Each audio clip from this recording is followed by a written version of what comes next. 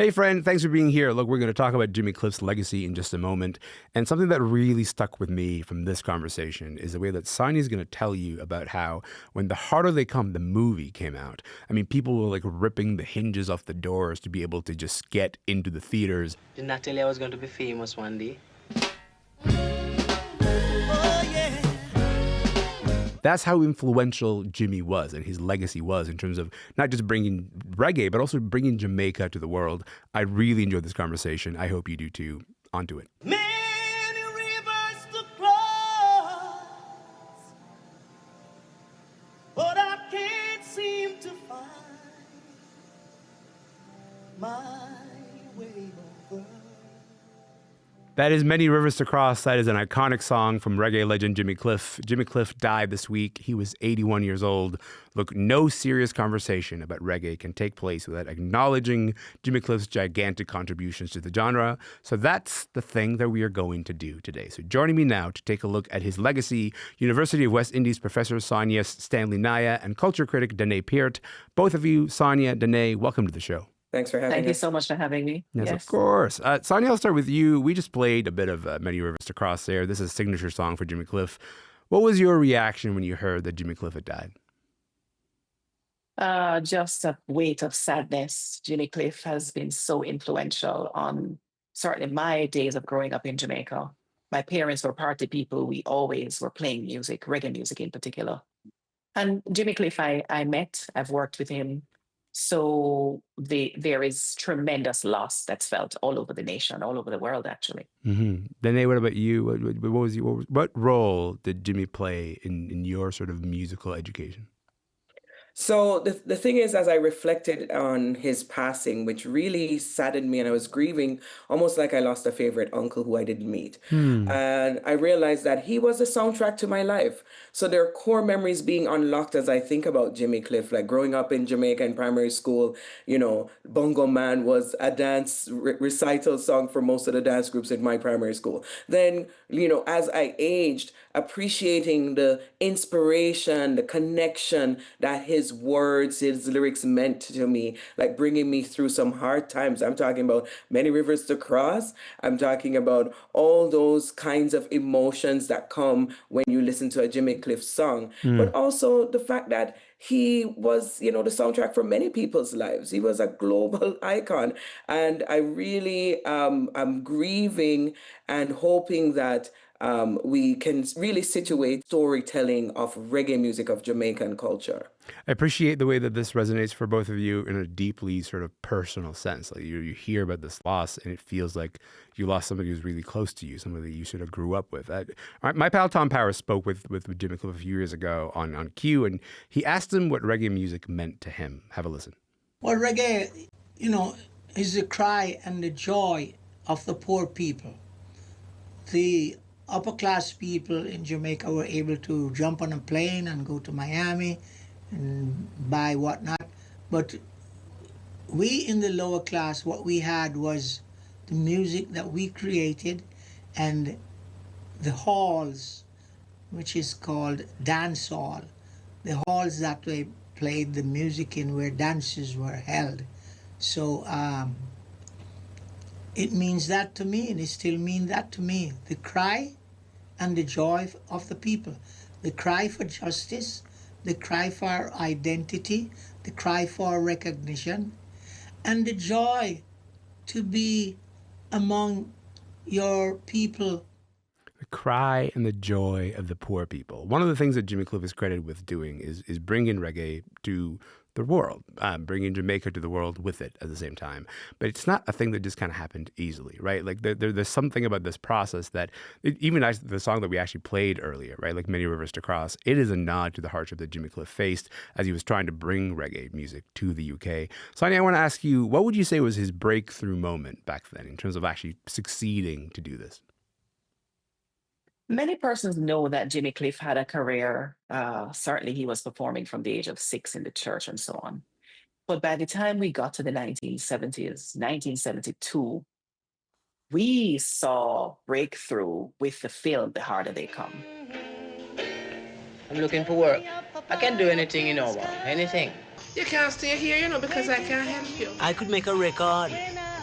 I can sing, you know, mama. That's when Jimmy Cliff and certainly reggae music got into the global landscape. That film, I remember stories being told about the Carib Theatre, how the premiere was almost cancelled because the crowd, an overwhelming crowd, just, doors were destroyed and so on. And all over the nation, there was just like it was caught on fire. Jamaicans seeing themselves on screen, hearing the music, of course, Jimmy Cliff with particularly his recordings, some of which were only recorded for the film. Certainly a magnanimous, just a major moment for Jimmy Cliff and his career, playing in the UK, all over the globe. And of course, the film had subtitles, so it was accessible.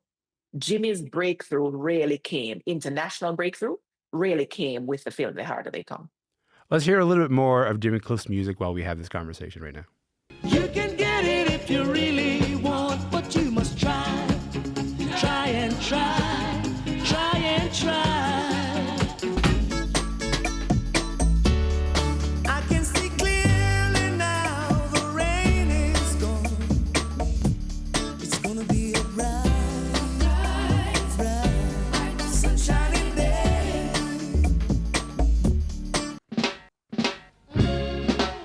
Oh yeah. And then the harder they come, the harder they fall. One and all. Listen, each one of those songs is a gigantic song, right? You can get it if you really want, and then The Harder They Come, and his cover I can see clearly now.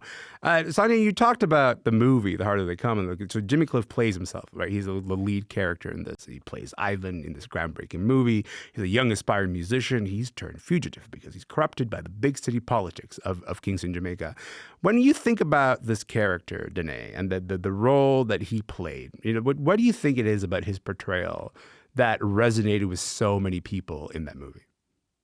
So I think first thing we have to acknowledge is how great the film was in bringing in a criminal character, an outlaw that was known in Jamaica as Reagan or Ivanhoe. And Jimmy Cliff was then kind of brought into play this character. But the play that Jimmy Cliff put on it was that it was also influenced by his life. Jimmy Cliff moved from the country, the rural area, to the town when he was about 14. And the experiences that this character went through are similar experiences that he had. This character struggling in the music industry, trying to make it. And then this person who's coming from country to town and facing what life in a big city means. It means he was robbed right as he got there. It was, the idea that fighting to get into the music scene meant that you would get some bad deals, some bad record deals. And I'm sure Jimmy Cliff resonated with those themes. And of course, it is said that some of his life influenced the themes in the film. And so that resonated with the people.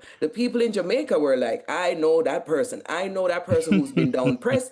I know that person who's been hit up by the system. I know that person who's experienced some bad stuff. And I'm rooting for him. Even though he became a criminal in the film, I'm rooting for the underdog because of all the experiences that he had. It's also worth noting this is the first ever feature film production in Jamaica, right? This is a really significant moment for Jamaican culture in general, entering into a medium and sort of trying to create a whole separate story. Sonja, when you think back on that time and the connection that The Harder They Come had, this idea of people sort of like ripping off the doors to try to get to see this movie, does that feel, what does that tell you? Like this hunger, this desire to sort of see Jamaica represented on the screen? Well, just to say I wasn't alive at the time in the way that I am now. I was just a tot when the film came out, but certainly the incredible and just the life of that film and the way in which it took on many lives in the lives of people all over the world. And remember, the Jamaican diaspora is a large one. It is said that there are more Jamaicans living outside of Jamaica than those in Jamaica. So Jamaicans being able to see themselves on film, casting ordinary people. It was a fully Jamaican cast made by a Jamaican filmmaker. This was an incredible moment. And the legacy that film has left certainly has inspired the way in which the Jamaican film industry has it. Some people might argue there isn't a film industry, so much so, maybe a sector, because the investment in that sector, it really is paltry compared to what we could do as a nation. But the film, as the first feature film, certainly made it easier for other films, rockers, Dancehall Queen, all of the ways, Get a Life, all of these films that have followed in the footsteps of that film. And Jimmy Cliff, of course, the most important in the feature, that his life and featuring music. Jamaica is the only country on the planet to have given the world 8 distinct genres of music in the latter half of the 20th century. That's incredible. Most people can't find Jamaica on the map. I think it's really worth mentioning. This is the country. Yeah, of course. I think this is the country. Of course. I think that's the thing that's really worth sitting with here, is this idea of that seeing the global influence of reggae and the ways that it has touched all other genres of music across the world. And there's something to be said about the fact that because we got there, we have to sort of reflect on where it began and how we got there. And Jimmy Cliff is so crucial to that story and that legacy. So as reggae fans across the world sort of sit with Jimmy Cliff's legacy, what's the thing that you'd like them to consider about that legacy, Sonja? What's the thing that you're sort of really sitting with right now? I'm getting goosebumps. But the most important thing for me is people will remember Jimmy Cliff as a musician, as a singer. But he was so much more than that. He was an actor. We talked about that. He was a humanitarian. He was absolutely a revolutionary. He was a polymath, really. Played many instruments, was articulate, country boy, growing up in the rural parts of Jamaica in St. James. And I happen to have grown up in St. James myself. So we share that. Jimmy Cliff was absolutely a phenomenal Jamaican. And the story of an ordinary Jamaican from rural parts growing into a phenomenal character, world-leading, world-beating icon. That's what I want people to remember. Danae, what about you? What's the part that you're really sitting with? So I'm sitting with the idea that Jimmy Cliff did the work. He did the work to secure a good legacy. All the awards, all the features, being able to be seen on global stages like Coachella, all of it. He kept current, he evolved, he did all of that. What I want us to do is to remember that. What I want us to do is remember that he was a trailblazer, pioneer, first out the gate, first Jamaican superstar, not just in acting, but also in music. The first to take reggae music globally, the first to understand and explain and declare reggae as the genre of music that it should be respected as. And Jimmy Cliff, I literally tell you, you cannot tell the story of reggae without him, because his life arc is reggae's timeline. And so I want us to continue to remember that every time we hear the greats, he opened the door for the greats. The idea of opening the door for the greats, you cannot have a greater legacy than just that. Sonja, before I let you go, Jamaica's lost Jimmy Cliff just as it's sort of grappling with a different kind of loss, which is, of course, the aftermath of Hurricane Melissa. How would you describe the state of recovery in Jamaica right now? Oh, this is the worst hurricane we have seen. This is terrible. There are no words to describe it. There's still a tree leaning on my house. And I live in the eastern part of the country, which was not as badly hit. But the recovery is going to take years. It really looks like a bomb fell in some parts. Trees, however, are resilient. We are seeing green leaves, young leaves springing back, but many persons still have no homes. Their shelters still operating. And I have a hiking group in Jamaica, reggae hikers. We've been going out every weekend, going to different parts, cleaning up farms. We are now concerned about food security, even more so than we were before. Because even though there's a lot of aid, a lot of help that has come in, we really are going to be paying quite a lot for food in the coming months. But there is quite a bit that's happening.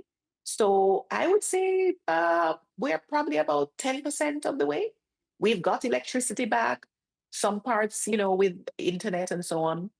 Phone service still spotty in some areas. It's going to take a long time. Well, I got to say, I'm thinking of you, and I really appreciate you being here and making time for this. I really appreciate your time, both of you. Thank you so much for coming on the show today. Thanks for having us. Thank you. Yeah, Thank you thank for you to having both us. of you. Sonja Stanley Niaah is a Jamaican scholar and professor of cultural studies at the University of West Indies. Danae Peart is a culture critic based in Toronto. Jimmy Cliff died on Monday. He was 81 years old. My name is Elamin Abdelmahmoud. This show is called Commotion. We'll see you tomorrow.